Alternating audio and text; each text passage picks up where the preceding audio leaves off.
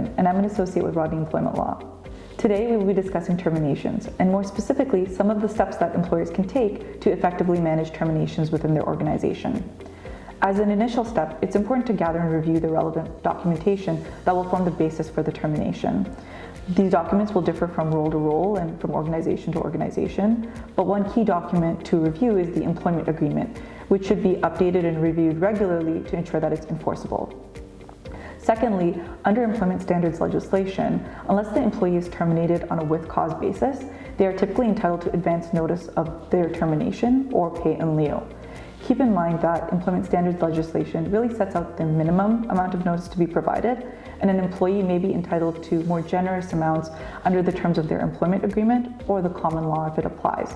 So employers should take the time to review and understand their severance obligation to the employee. At the same time, employers should review the circumstances surrounding the termination to determine if there's any issues that touch upon human rights legislation or health and safety legislation.